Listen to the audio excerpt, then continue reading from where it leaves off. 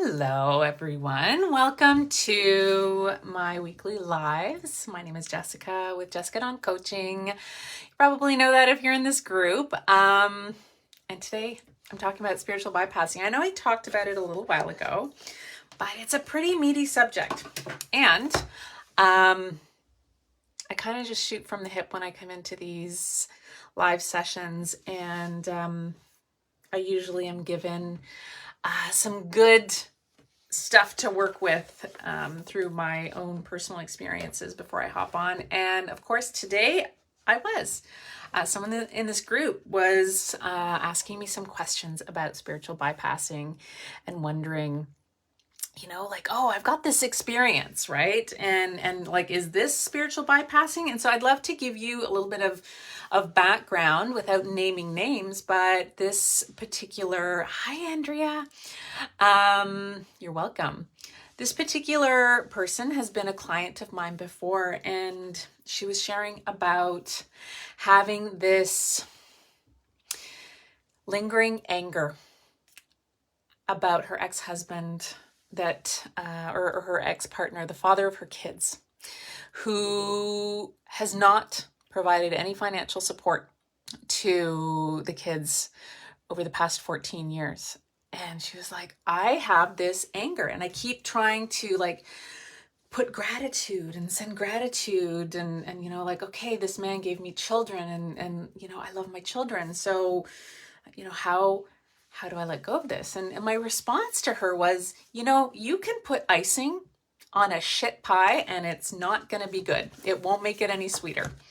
You're still going to bite into it. It's going to taste awful and it's going to stink, right? So you can add so many layers of icing, but if the foundation is shit, you need to say, you know what, this is shit.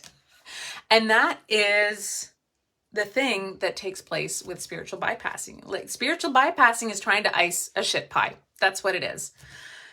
And it bypasses that anger, that rage, that feeling of injustice that is something that is necessary for us to take action, right? So there is an element of spiritual bypassing that keeps you sitting in that pile of shit. You're like, no, this is fine, right? No, if something's not okay, you've got to say it's not okay. So those feelings, that rage is trying to move you to action. Spiritual bypassing is saying, no, sit in it. It's fine. It doesn't stink when clearly it does. It is a way of gaslighting yourself or having others say, no, you just pray on it more. Just, pile that gratitude onto it. Yes, gratitude is essential to evolving and moving past things, but you can't bury something within yourself and expect to be able to move on without actually facing it. So if you're mad, if you're pissed off about something that is really quite valid to be pissed off about, and you don't take the time to face it, it will always come back up. Always. And it won't come up at the most convenient times. It will come up when it is the least comfortable to face it. That's why it's always better to really just confront those uncomfortable emotions when they first come up. We're not really good at it. I'm still not good at it. I need to go and wallow and kind of stew in things for a little bit before I'm like, all right. I'm glad that you're liking this, Andrea. It's so important, right? And lately, I have been seeing so much spiritual bypassing showing up. Just so much of it that I just feel really passionate and fired up about it. It's like, no, do not tell me to just love and light my way out of this. No, I'm pissed, right? Have you ever felt that? You're pissed about something and someone's like, oh, just offer it light. You can't get from A to Z by skipping the rest of the alphabet. You got to go through the whole thing, right? Yes, to raise your vibration is something that's available to us. But in order to get to a high vibing place, you've got to admit, I'm not in a high vibing place. You got to see where you are. Acknowledgement is the first thing. Without that acknowledgement, it's really hard to proceed. You're like, oh, look, I'm just trying to meditate. But if you don't meet yourself where you're at, you're kind of faking it. And there is a fake it till you make it that can be helpful. But I think in this moment, this is not quite the same thing, right?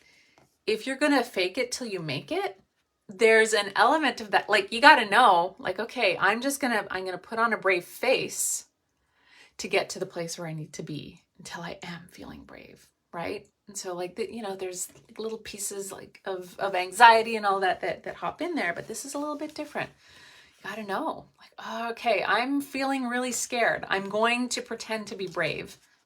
That's not spiritual bypassing. That is like, putting on your big girl panties, pulling yourself up by the bootstraps and going, okay, I'm like proceeding with this. I'm going to move forward. So with regards to this particular situation that this former client was sharing with me, it really it evoked the energy of the goddess Kali with me. And I've got her card up here. So this card is from Megan Watterson's Divine Feminine deck. So hopefully you can read it. Kali is... I love Kali. She will get shit done for you. And I'm going to read to you what the booklet from her deck says. So this is the deck. So Kali is the mother of the universe. And her affirmation is, I release all that doesn't serve me. It's time to be the truth of who I am. So Kali embodies the ultimate wake-up call to get us aligned as soon as possible with what we have come here to do. This Hindu goddess is the most fierce form of the dark divine feminine. Dark divine feminine is powerful, folks. We're not all love and light. We've got some really powerful shadow stuff in us. She is that which brings all things to life or to an end. Her name comes from the Sanskrit word meaning the fullness of time. Kali is first mentioned in the 6th century Devi Mahatmyam when the goddess Durga is threatened by 2 demons. Kali emerges from the rage furrowed in Durga's forehead. She emerges from that rage and slays all the demons with ease. This is why she's often pictured holding the severed head of a demon, which represents the ego of false beliefs and illusions. She appears wrathful, and yet she's considered to be the most loving. She's like a mother desperate to grab her beloved child from out of harm's way, willing to yank them from the path that they were on in order to bestow freedom. Her iconography often depicts her as standing on the naked body of the Hindu god Shiva. He is her consort, and together they represent the power available to us when we've honored both masculine and feminine within us. And Kali is the feminine that's called on when the masculine has gone out of balance within us and in the world. There's no accident that Kali is really present these days. She is the divine protectress and the mother of the universe because she can cut through illusion and grant us the reality our soul came to manifest. If you want to kind of be a bull in a china shop in your own life, ask for Kali to come and clear out the stuff that's not serving you anymore. Just be warned. It is like a bull in a china shop if you do that. Anyways, when you select this card, Kali is subtle as a sledgehammer. There you go. She shows up to strip us of what no longer serves us. And that sounds good in theory, but in practice, it can feel like the ground beneath us has turned to sand. All those illusions about ourselves, especially what we think we're capable of, suddenly dissolve beneath us. When Kali sweeps in, we can easily slip into feeling like a victim. It can feel as though events are happening to us rather than for us. So just remember that if you decide to call on her, it is for you. And it's hard. Kali doesn't want us to waste another precious second being someone we are not. If you're angry, be angry.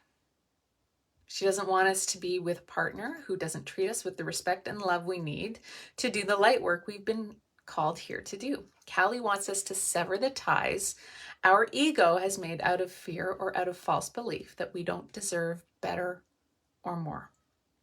She wants us to get terrifyingly real. And that is not accidental wording.